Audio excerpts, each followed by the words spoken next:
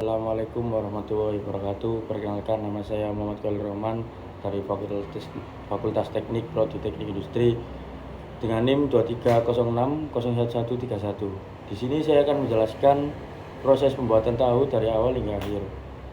Yang pertama yaitu tahapan proses produksi. Untuk tahapan proses produksi yang pertama, kita harus menyiapkan bahan. Bahan utama untuk pembuatan tahu adalah kedelai, air bersih, cuka, air perasan jeruk nipis atau biang tahu.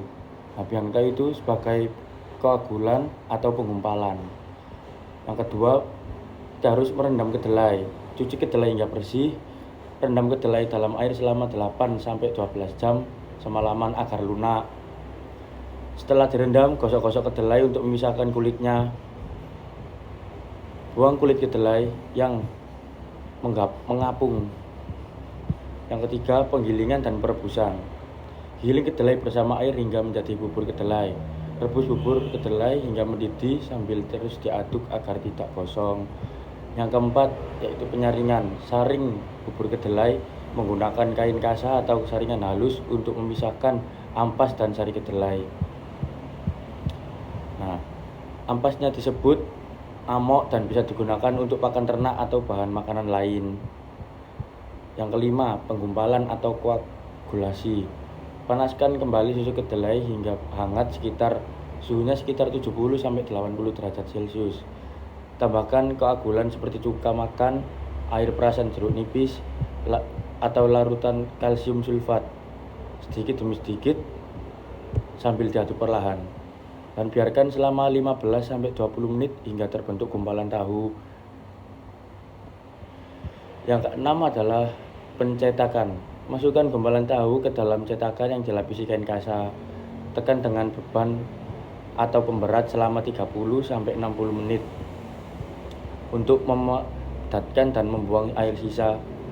Yang ketujuh, pemotongan dan penyimpanan. Setelah padat, tahu bisa dipotong sesuai dengan ukuran yang diinginkan. Simpan dalam air bersih di wadah tertutup jika tidak langsung dikonsumsi. Untuk tips penyimpanannya yaitu ganti air penyimpanan tiap hari agar tahu tetap segar. Tahu bisa disimpan di kulkas selama 2-3 hari.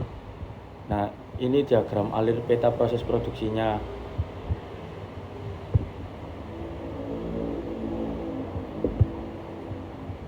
Terus untuk data proses produksi tahu per tanggal yaitu adalah seperti yang gambar yang di sini.